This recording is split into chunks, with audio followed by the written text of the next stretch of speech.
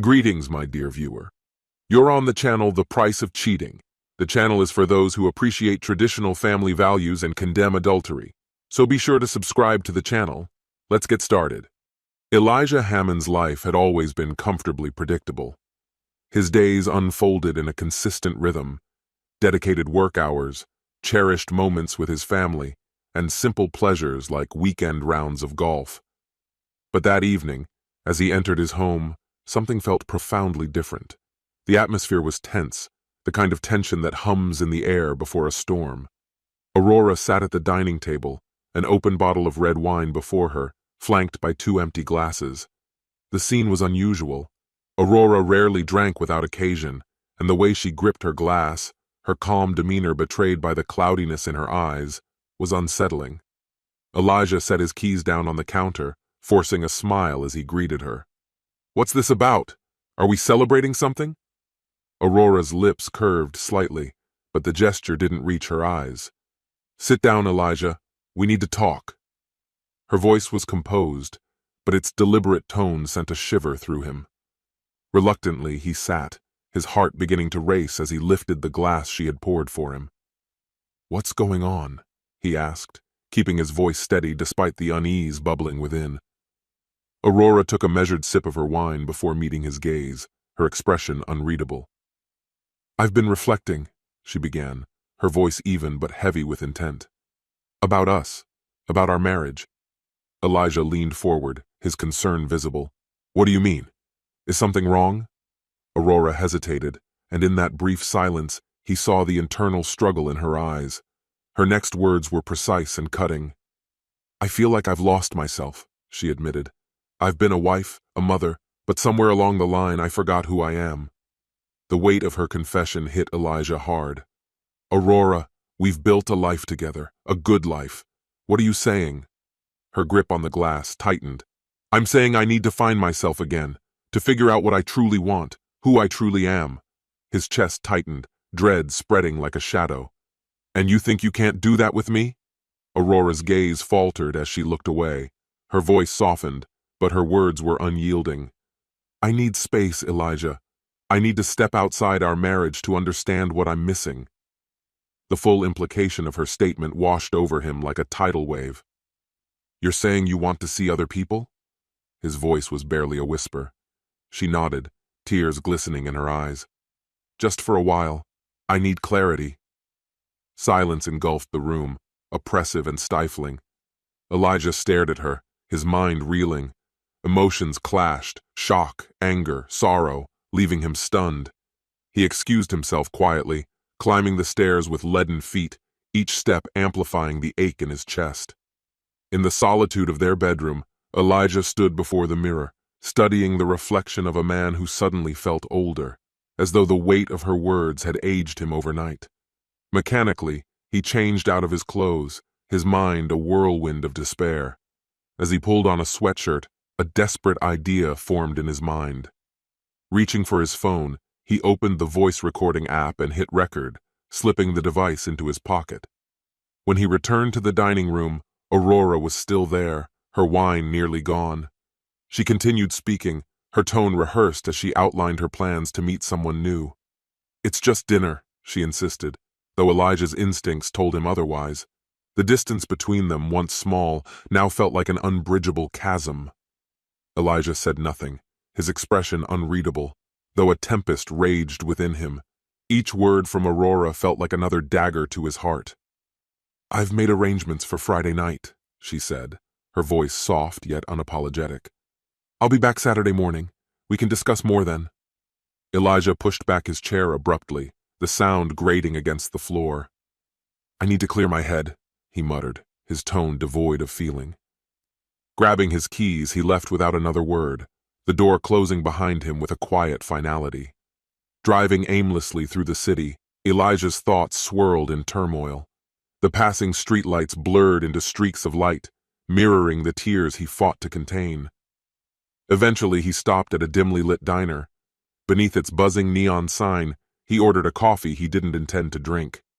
Sitting in the stillness of the booth, he played the recording twice, Aurora's voice slicing deeper each time. Unable to bear the solitude, Elijah called Rachel, his daughter. Her cheerful voice answered, a sharp contrast to his anguish. "Hey, Dad!" "Rachel," he said, his voice strained. "I need you and Ethan on a call. It's important." Her tone shifted immediately. "What's wrong? Are you okay?" "Just trust me," he urged. "Get Ethan on the line." Minutes later, the three of them were connected. Elijah hesitated before playing the recording. Aurora's words filled the silence, exposing the fracture in their family's foundation. When it ended, Rachel's trembling voice broke the quiet. "What? She thinks dating other men will fix your marriage?" Ethan, usually the calm one, cursed sharply. "She's lost it, Dad." Elijah exhaled shakily, his emotions raw and exposed. "I didn't know how else to handle this. I needed you to hear it." Rachel's determination sharpened. "We're not letting her do this, Dad. She doesn't get to destroy our family without a fight." Ethan's voice was resolute. "We've got your back, Dad. We'll get through this." Elijah's despair, which had weighed heavily on him all evening, finally cracked as he heard his children's words. "We're behind you all the way." For the first time in what felt like an eternity, a flicker of hope lit his spirit. His children weren't just his family. They were his foundation, the unwavering support he needed to face the challenges ahead. With them by his side, he felt a surge of resolve. The next morning, Elijah woke with a clarity that had been absent for months. The suffocating haze of sorrow and uncertainty was gone, replaced by a sharp determination. Aurora's betrayal wasn't just a personal affront. It was an attack on the family they had painstakingly built. Elijah resolved that her actions wouldn't go unanswered. As he sipped a steaming mug of black coffee at the kitchen table, Elijah scrolled through his phone, his mind set on action. At the top of his recent calls was a name he had never expected to need: Margaret Pierce. Known for her uncompromising strategies and razor-sharp legal acumen, Margaret was one of the most respected divorce attorneys in the city. They had met years ago through a mutual acquaintance, though he'd never imagined this was how their paths would cross again. When Margaret picked up, Elijah wasted no time. "Margaret, it's Elijah Hammond. I need your help," he said with quiet determination. Margaret's questions were brief and precise, her professionalism apparent even over the phone. She quickly scheduled a meeting for later that day, her tone brisk and reassuring. "Bring every piece of evidence you can find," she instructed firmly. "The more, the better."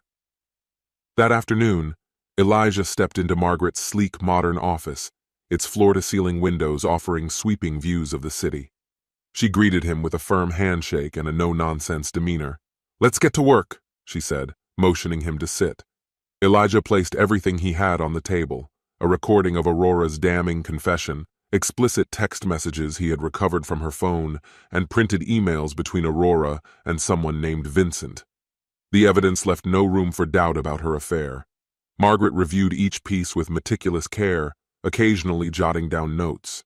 When she finally looked up, her expression was decisive. "This is strong," she said with conviction. "It establishes clear grounds for adultery, which strengthens your position significantly. We can push for a larger share of the marital assets. With your children supporting you, the case is even stronger." Elijah's jaw tightened as he nodded, his resolve firm. "I want her to face the consequences," he said, his voice hard. "She didn't just betray me, she betrayed our family." Margaret offered a small, approving nod. "She will," she assured him. For the next hour, they laid out a meticulous plan. Margaret walked Elijah through the divorce process, emphasizing timing. They decided to serve Aurora the divorce papers in a way that would leave no doubt about the weight of her actions during her planned dinner date with Vincent. It was a calculated move meant to make the consequences of her betrayal undeniable. The days leading up to Friday were filled with preparations. Elijah and his children, Rachel and Ethan, united by a shared sense of purpose, worked together to pack up Aurora's belongings. Each box they filled seemed to lighten the emotional burden that had weighed on their home. Rachel moved with focused determination, her anger evident in every deliberate action. "She doesn't belong here anymore," she muttered, tossing a pair of heels into a box. "This is our space now." Ethan, quieter but equally resolute, carried the boxes to the car without complaint. His words were few but firm. She made her choice. Now she has to deal with it. By Friday morning, the house was stripped of Aurora's presence. Elijah arranged for her belongings to be placed in a storage unit near her parents' home, and new locks were installed on the doors.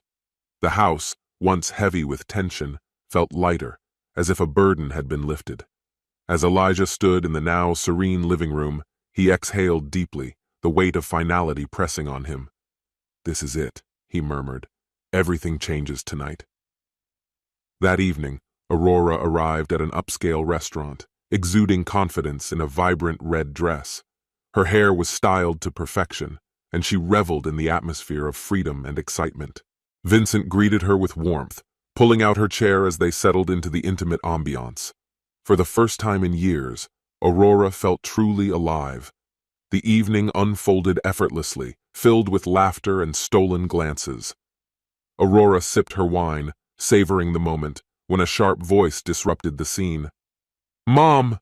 Rachel stood at the table, her tone icy and resolute. The fire in her eyes was impossible to ignore.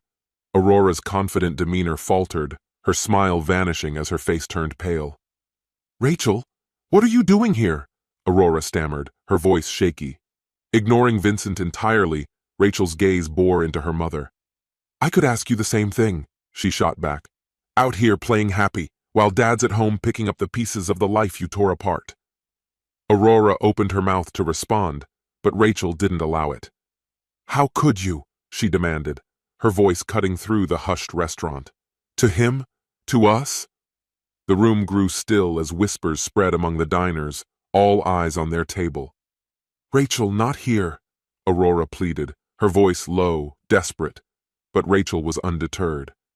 "You didn't care about humiliating Dad, so why should I care about your embarrassment?" Before Aurora could reply, a suited man approached the table, holding an envelope. "Mrs. Aurora Hammond," he announced loudly.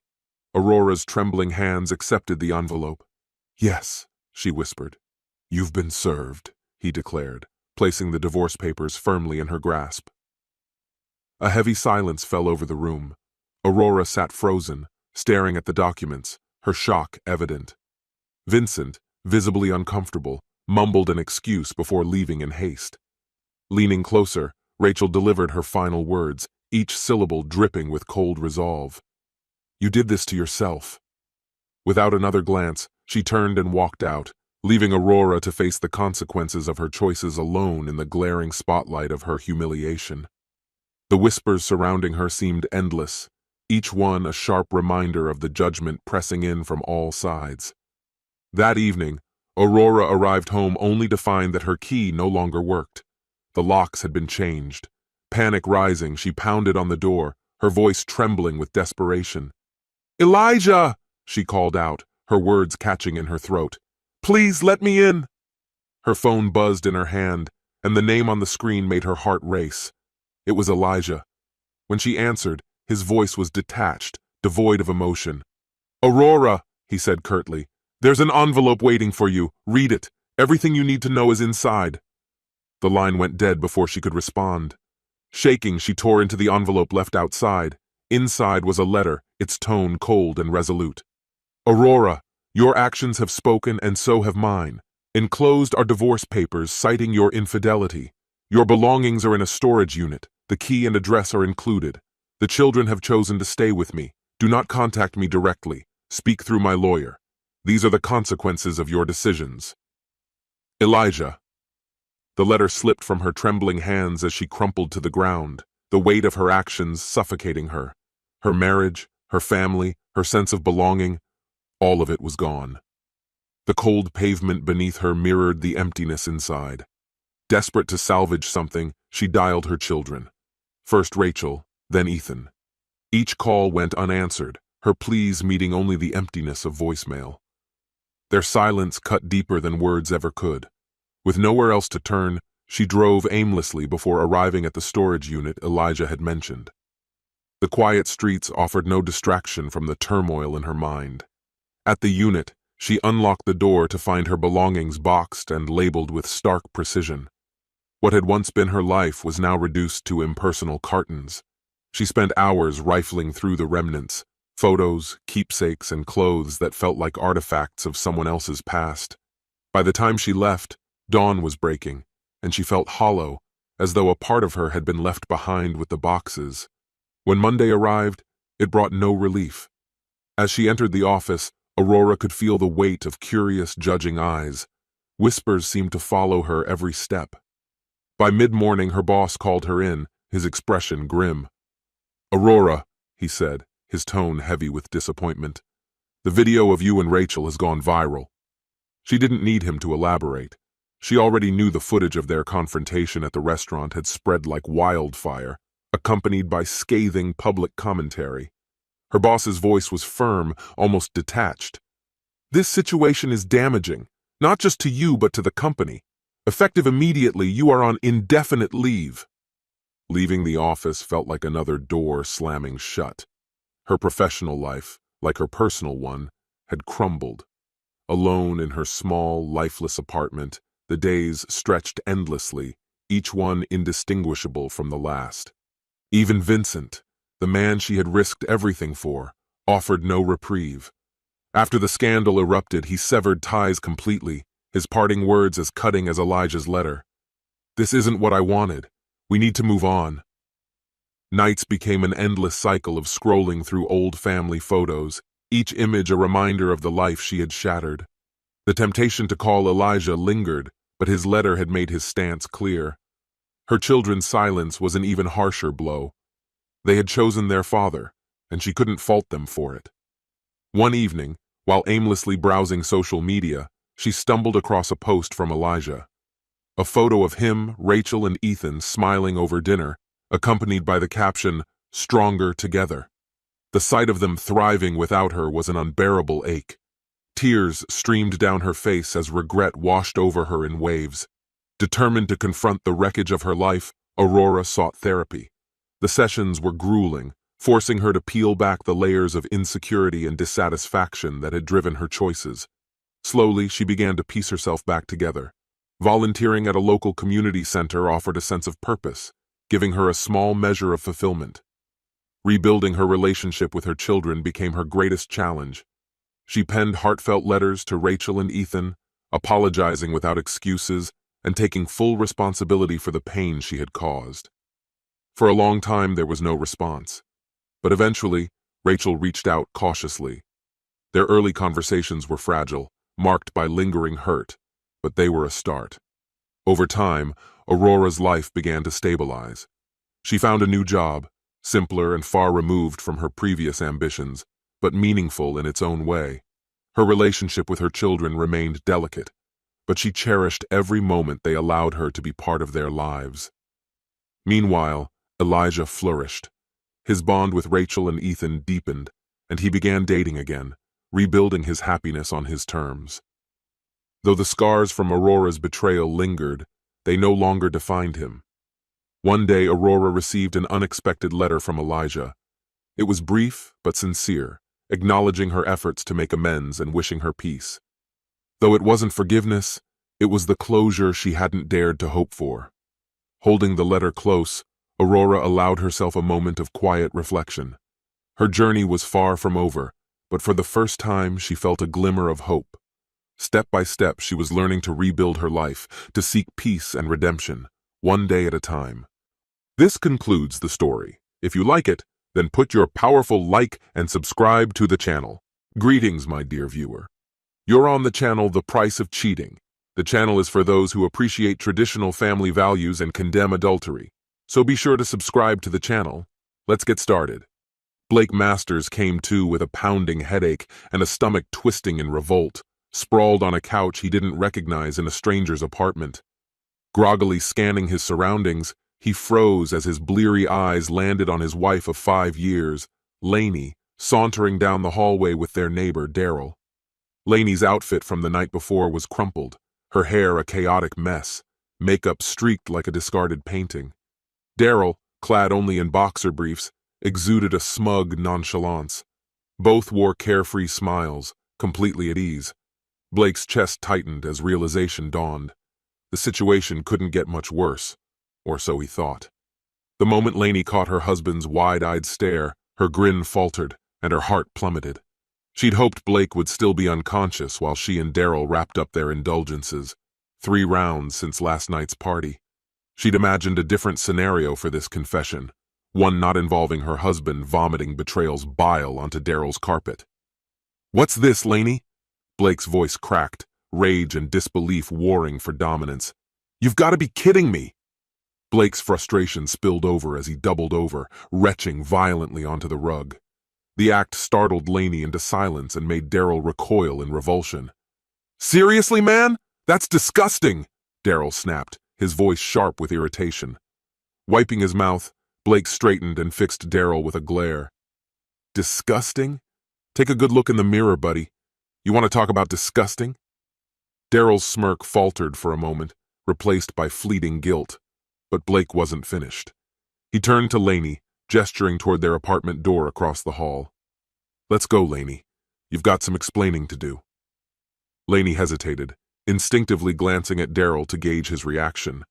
But Blake's biting tone hit a nerve. He'd never spoken to her like this before, and the sting forced her into action. Without a word, she followed him out, cutting Daryl off with a dismissive hand when he started to protest. The walk to their apartment felt like an eternity. Blake fumbled with the lock, his frustration boiling over as he finally shoved the door open. Inside, he collapsed onto their couch, his body slumped under the weight of betrayal. His eyes, dark with anguish, searched hers.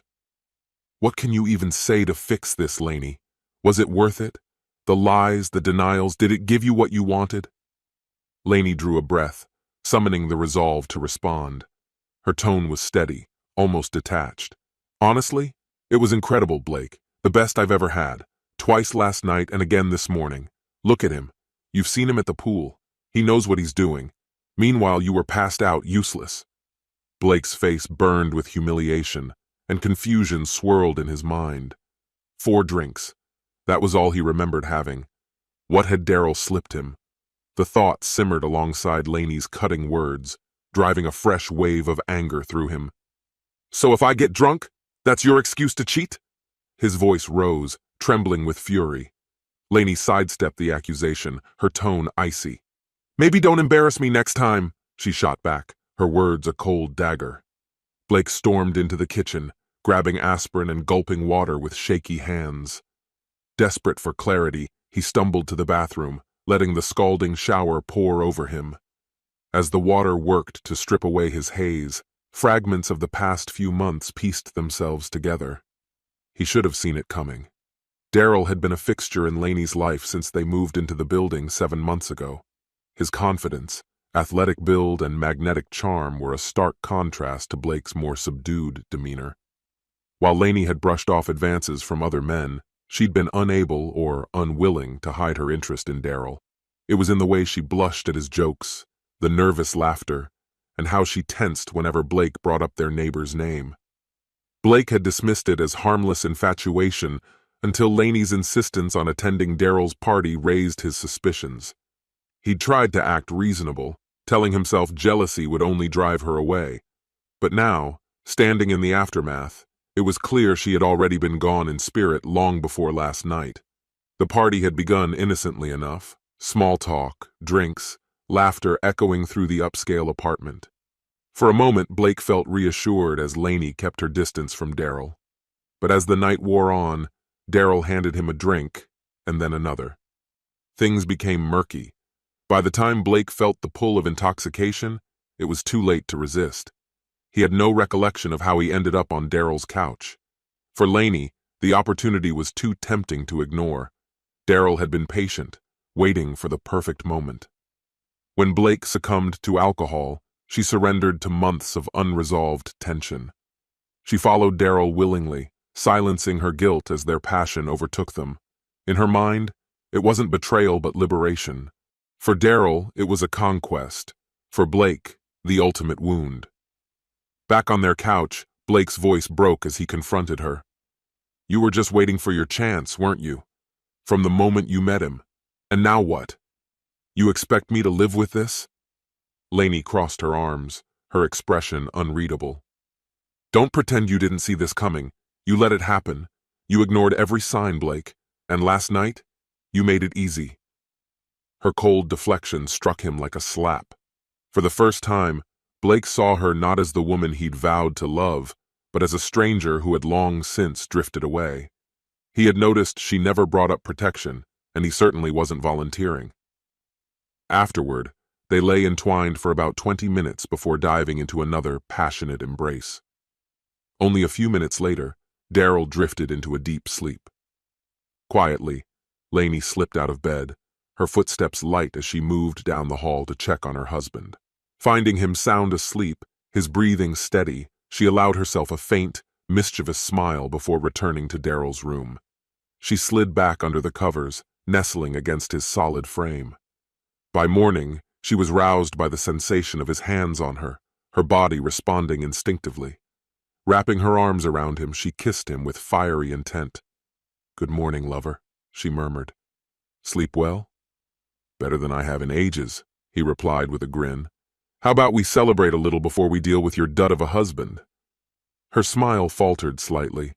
Though she had betrayed her vows, her affection for her husband remained, and Daryl's open disdain for him grated on her. "Do me a favor," she said firmly. "Don't forget I'm married. Show some respect." Daryl rolled his eyes but nodded.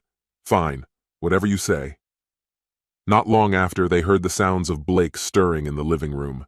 Lainey had already retreated to the kitchen, where she sipped her coffee in contemplative silence. Blake soon joined her, pouring himself a cup and sitting across from her. He sniffed the air briefly, his expression unreadable. "You should take a shower," he said evenly. "After we talk," she replied. "Don't insult me by pretending it didn't mean anything," Blake said, his voice low and firm. "I won't," she answered, her tone disarmingly frank. "Because it did mean something. It was the most exhilarating thing I've ever done." Blake's jaw tightened. "You've made that much clear. I have no choice but to believe you. And there's one more thing," she added, her eyes piercing his. "I want to do it again. If you truly love me, wouldn't you want me to experience something that makes me feel so alive?" Blake's tone turned eerily calm, detached even. "Did you come up with that yourself, or was it his idea?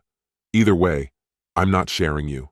If he's what you want, go to him, but there's no in-between." Lainey looked taken aback. "What are you saying? You're just handing me over? I'm not some possession you can discard." "You're right," Blake replied steadily. "You're not, but I can't stop you from choosing him, so if that's where you want to be, go. Be his entirely." Lainey's brow furrowed as she processed his words. "What if I don't want him? What if I'm still yours? I always have been." Blake's gaze was unflinching. "You may not see it yet, but I do. I've seen this coming. Maybe I know you better than you know yourself." Blake had once believed Lainey was his perfect match, captivating, intelligent, and fiercely independent. They had met in college, her striking red hair and magnetic personality drawing him in from across a crowded party. It had taken him hours to muster the courage to approach her, but his straightforward charm won her over. Their relationship blossomed, leading to years of mutual growth and happiness, until somewhere along the way, things began to unravel. When Lainey emerged from her shower, Blake was gone. Confused, she crossed the hall and knocked on Daryl's door. Daryl opened it, a surprised look on his face. "He let you come back?" he asked. "He doesn't care," Lainey replied bitterly. "Told me I could be yours. Then he left while I was in the shower." Daryl's lips curled into a smug grin. "Any man who'd let you go is an idiot. Come in. Hungry?" Frustrated, Lainey vented her anger at Blake throughout the afternoon. She paced Daryl's apartment, her voice rising. "It's my life, my body, and I'll do whatever I damn well please." Daryl leaned back, clearly enjoying her outburst. Still, her simmering rage left her uninterested in anything beyond venting. Meanwhile, Blake spent the day with friends at a sports bar, drowning his thoughts in beer and wings. By evening, he grabbed a pizza on his way home, expecting Lainey to still be with Daryl. But as he stepped inside, she stormed in after him, her fury ignited. "You coward!" she shouted. "Where have you been?" Blake set the pizza box down calmly. "Out. Eating wings and drinking beer. Now I'm here to eat this pizza. Want some?" Lainey stared at him, baffled by his composure. What? I got a large, he said matter-of-factly. Not enough for Jerk Daryl, though. Her face reddened with anger. That's not funny. It wasn't meant to be, Blake replied. They sat at the table in strained silence, the aroma of pizza filling the tense air between them. 5 minutes into their conversation, Lainey finally broached the question she had been dreading, but knew she couldn't avoid. What happens now, Blake? She asked hesitantly. Blake's response was measured, his tone devoid of emotion. I'm staying here until the lease expires in 5 months. I assume you'll be moving across the hall. Lainey's voice quivered as she shook her head. I don't want to move across the hall. I don't want this divorce. Yes, the intimacy was good, but it's more than that. You're my husband, my partner. Her voice wavered, laced with desperation. But I can't share you, Blake. Last night you made a decision for both of us. His expression grew cold, his tone sharp. Feeling remorse now? He asked pointedly. She dropped her gaze, her voice barely audible. I made a horrible mistake last night, but everyone makes mistakes. Can't you forgive me for just one? Blake's laughter was bitter, devoid of humor. A mistake? No, Lainey. A mistake is something you do once. You didn't just slip up once. You did it twice last night and again this morning. Don't insult my intelligence. Lainey's attempts to defend herself faltered as Blake continued, his words cutting like knives. You and Daryl orchestrated this, didn't you? Whether I was drugged or not doesn't matter. You wanted him, and he wanted you. You both got what you wanted, and I'm the one left with nothing. But I'll get through it. Eventually. Tears streamed down Lainey's face as her resolve crumbled. I don't want to leave, Blake. I want to stay with you, she pleaded. Blake's tone softened, but his decision was unyielding. Pack a bag, Lainey. Go to him. Later that evening, Lainey stood at Daryl's door with a suitcase in hand. When he greeted her with a smile, she couldn't return it. Her tear-streaked face told him everything he needed to know. Without a word, he understood that the passion of the previous night would not be repeated. That night, Lainey refused to share his bed, instead curling up on his couch in an old t-shirt and sweatpants. The next morning, a sharp knock jolted her awake. Glancing at the clock, she groaned. It was barely 6:24 a.m. Who knocks this early on a Sunday? She muttered, stumbling to answer the door. Elaine Masters? Chirped a young woman with a brightness that seemed almost cruel at that hour. It took Lainey a moment to register that she was being addressed formally. Hesitantly, she nodded. You've been served, the woman announced cheerfully, handing over an envelope before walking away. Dumbfounded, Lainey clutched the papers and marched back to her apartment.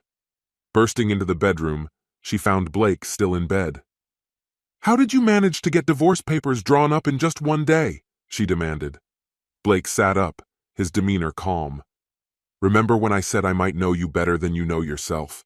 I had them prepared a month ago. I knew this day would come. Yesterday, I just called my lawyer and paid for expedited service. Lainey's anger gave way to disbelief. Had she truly become so predictable? Dividing their belongings proved simple. They had no house, no children, and few shared assets.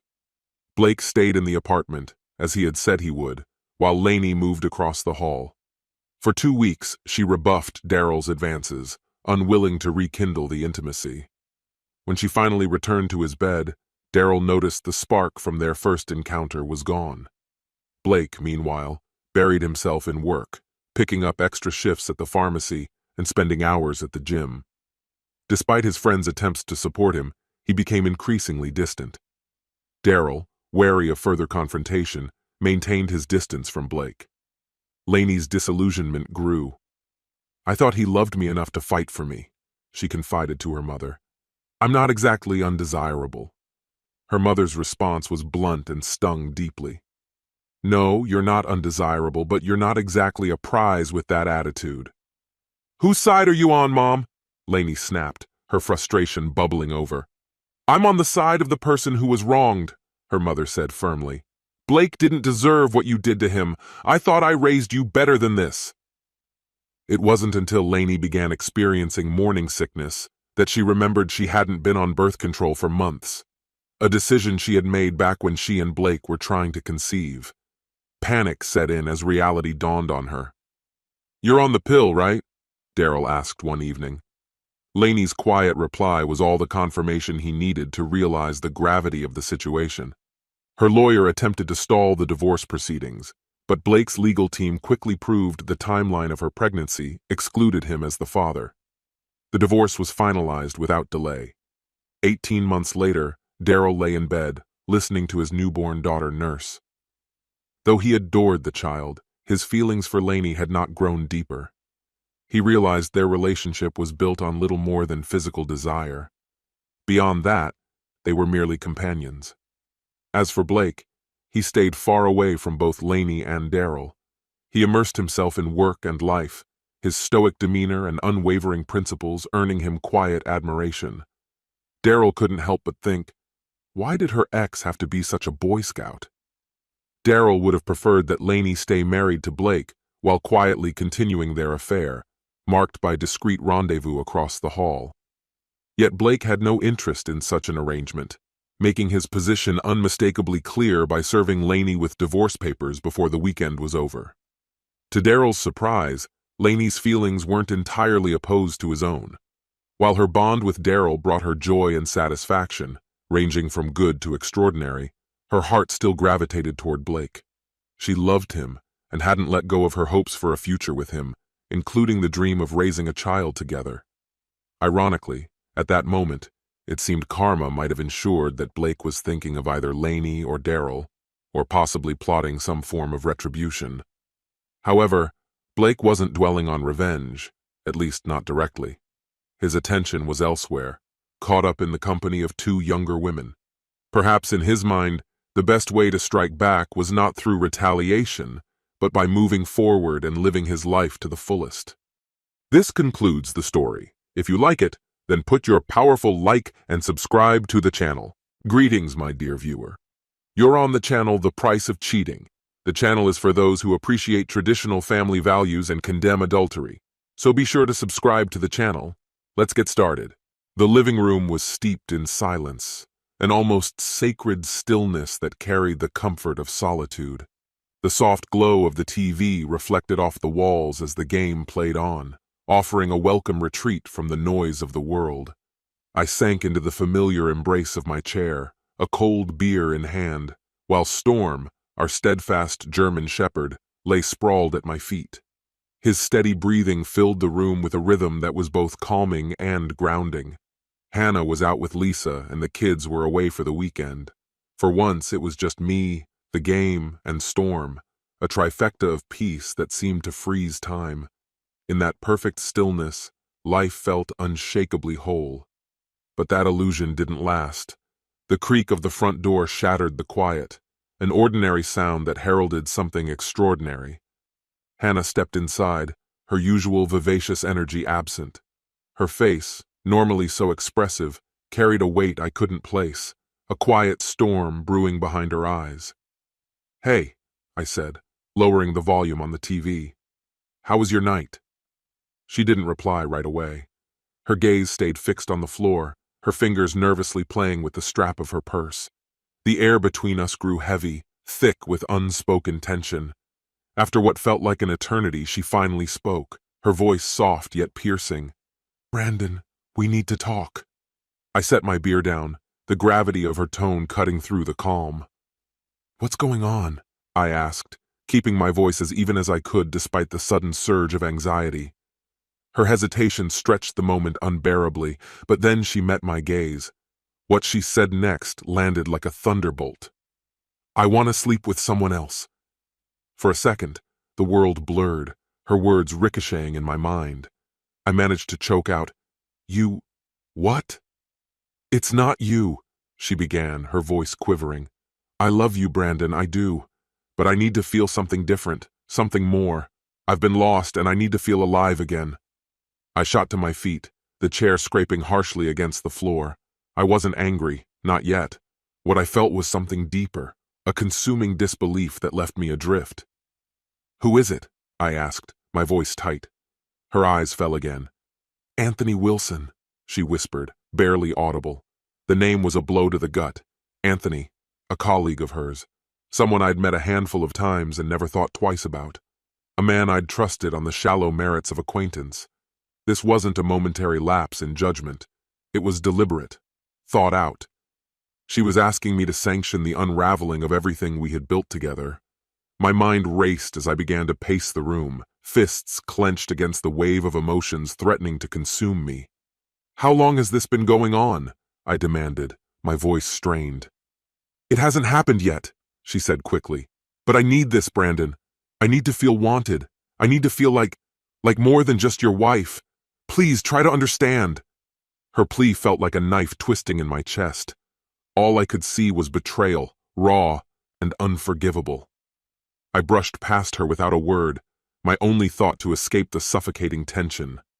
Outside, the cold night air slapped against my face, but it did nothing to cool the inferno of confusion and pain inside me. When I returned, clarity had replaced the chaos of the moment. I didn't confront her outright. Instead, I planned.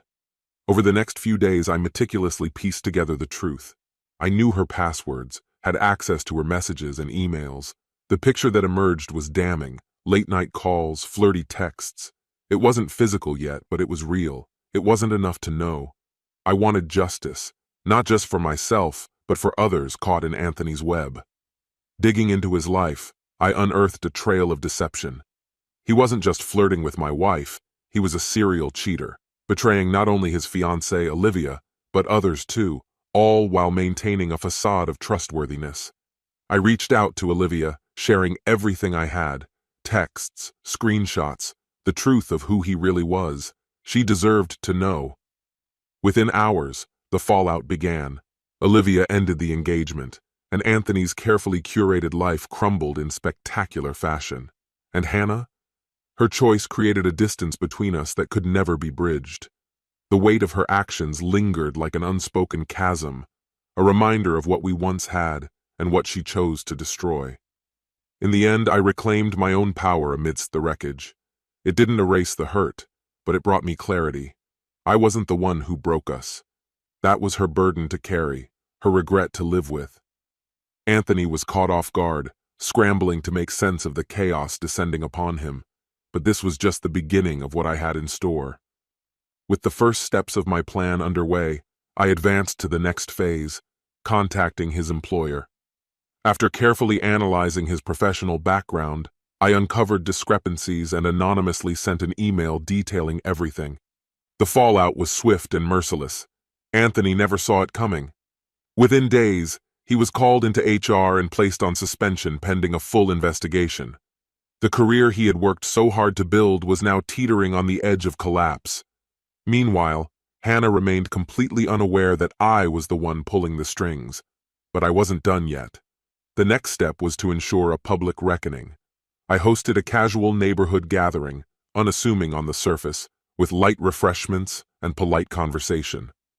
Beneath the surface, though, I had a calculated agenda. As the evening reached its peak, I stood to propose a toast. "To trust," I began, "and the consequences when it's broken." The room fell silent, all eyes on me, as I queued up a projector. With a click, the screen filled with the damning evidence I had gathered: texts, emails, and photos that left no room for denial. The silence was deafening. Hannah's face went ghostly pale, and Anthony looked like a man crushed under the weight of his own actions. It was the exact moment I had envisioned. "You thought you could betray me and get away with it?" I said, my voice cold and steady. "You thought there wouldn't be repercussions?" Their stunned expressions said it all. In the days that followed, the fallout spiraled out of control. Anthony lost his job, and his professional reputation was destroyed. His relationship with Olivia crumbled under the weight of his disgrace. As for Hannah, she clung desperately to what was left of her own career, her reputation in tatters. But I wasn't done. I had yet to confront her directly. Hannah's life continued to unravel. Her once close social circle began to distance themselves, and the friendships she had painstakingly built fell apart. I observed her from a distance, watching as she struggled to salvage her dignity. But this was a mess of her own making. I made sure everyone knew the truth about who she really was. She attempted to reach out to me multiple times, but I ignored her messages. There was nothing more to discuss. The damage was done, and her words couldn't undo it. This wasn't about reconciliation. It was about ensuring she understood the weight of her betrayal. At work, her situation deteriorated further. Once valued colleagues avoided her, and her supportive boss withdrew. The cracks in her professional life grew wider until it was only a matter of time before her career fully imploded. By then, she was utterly isolated. While Hannah's world crumbled, I turned my attention to rebuilding my own life. I invested my energy in launching a business I had long dreamed of starting, finding purpose and satisfaction in moving forward without her. My children became my priority. I wanted them to feel safe and supported amidst the turmoil, ensuring they knew I would always be their rock despite the wreckage of our family. During this period of renewal, I met Kathy. She came into my life through mutual friends, a warm, straightforward woman who saw me for who I had become rather than as a victim of the past. Our connection started as something casual, but as weeks turned into months, it became clear we shared something special. Her steady, calming presence brought a peace I hadn't known in years. For the first time since the divorce, I felt genuinely happy. This wasn't the fiery, impulsive passion I had once known with Hannah, but a mature, steady love rooted in understanding and growth. Kathy reminded me of how far I had come, but Hannah wasn't ready to let go. Desperate to salvage what little remained, she reached out to me one evening. Her call carried a tone of urgency, and though I considered ignoring it, I sensed she wouldn't stop until she had her say. Reluctantly, I agreed to meet her. We chose a quiet cafe we had once frequented in better times, a setting rich with irony. When I arrived, she was already there, seated in a corner, looking smaller and more vulnerable than I had ever seen her. The confident woman I had once known was gone. "Brandon," she began, her voice trembling, "I know you've moved on, and I know I have no right to ask for anything, but I need you to hear me out." I sat across from her, my arms folded, listening without emotion. The anger I once felt had faded, but forgiveness still seemed an impossibility. "I don't expect you to forgive me," she said, her voice cracking under the weight of her regret. "But I need you to know how sorry I am, for everything. I destroyed what we had because I was selfish and blind. I didn't think about the consequences, for you or for our family." Her words lingered in the air, heavy with remorse. I listened, unmoved. While I recognized her pain, I knew no apology could ever restore what had been lost. Forgiveness, if it ever came, would not be today. For now, all I could do was let her words hang as a testament to the choices that had brought us here. "Not now, Brandon. I can't make this right." Her voice trembled, strained by the weight of her guilt. "I'll never forgive myself for what I've done." Tears broke free and streaked down her face, but I remained impassive. She had made her choices, and now she had to live with the consequences. Rising from my chair, I spoke with quiet resolve. "You should leave. There's nothing left to say." In the months that followed, Hannah made every effort to reconnect. She left messages, voicemails, even sent friends to intercede on her behalf, but it didn't matter. I ignored it all. I didn't need explanations, I had moved forward. Yet I clung to one lingering thought, her reckoning. Anthony. One calm evening, I sent a brief message to Olivia. "Anthony isn't who you think he is.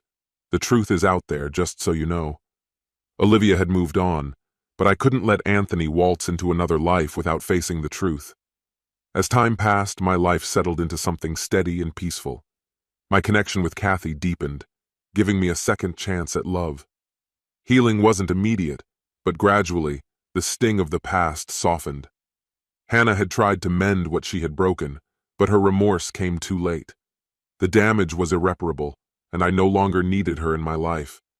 I found fulfillment in my children, a flourishing business, and a partner who loved me for the person I had become, not the man I once was. Yet, even as life fell into place, a faint restlessness lingered. Over a year had passed since that fateful night, when Hannah and Anthony's betrayal shattered my world. Though I had rebuilt, a faint thread of unresolved tension gnawed at me.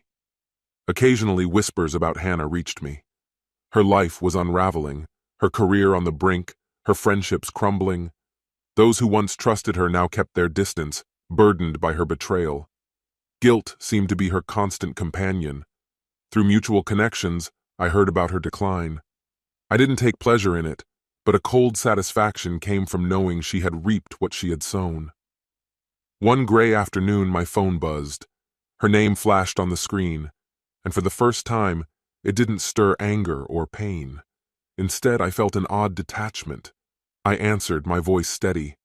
"Hi, Brandon," she began, her tone tentative and raw, stripped of its former bravado. "I need to see you. I can't keep going like this." Her words sparked something unnameable, perhaps the need for closure, not revenge. "Where?" I asked simply.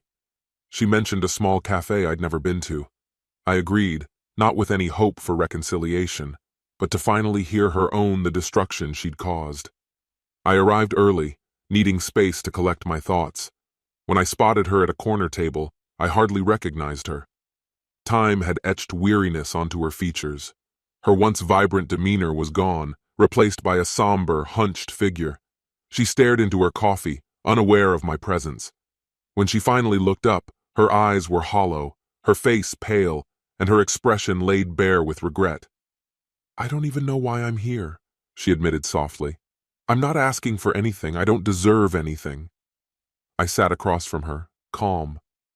"Then why did you come?" Her voice cracked. "I needed to tell you I'm sorry. For everything." I scrutinized her, unmoved. Apologies from her meant little. They were too late to matter. Still, her sincerity was undeniable. Her tone carried the weight of someone who truly understood what she had done. "Do you even realize what you destroyed?" I asked, my voice low but firm. "Do you grasp what you took from me?" Tears filled her eyes as she nodded. "I know. I ruined everything, and I can never fix it. But I needed you to hear me say it. I needed you to know how sorry I am." Silence stretched between us. Seeing her this broken brought no triumph, only a sense of finality. This wasn't about revenge anymore. It was about ending a chapter. "I don't need your apology, Hannah," I said evenly. "I've moved on. I rebuilt what you broke, and you're not part of it." She held my gaze, her eyes reflecting sorrow and understanding. "I get it. I hope you find peace." I stood, steady and resolved. "I already have, and I don't need you to keep it." Without another word, I walked away, not bothering to look back. In the months that followed, my life flourished. Hannah's shadow receded into the distance, a memory I no longer felt the need to revisit. Kathy and I grew closer, creating something solid and untouched by past wounds. She didn't try to heal me. She didn't need to. She loved me as I was, a man who had endured and come out stronger. My business thrived, my children blossomed, and I faced the future with renewed optimism. Hannah's sporadic attempts to reach me went unanswered. Her apologies couldn't erase her choices or undo her self-inflicted ruin. I had reclaimed my life, transforming myself into someone resilient and self-assured. No longer defined by betrayal, I had risen above it. And neither Hannah, Anthony, nor the ghosts of what had been could take that away from me. This concludes the story. If you like it, then put your powerful like and subscribe to the channel.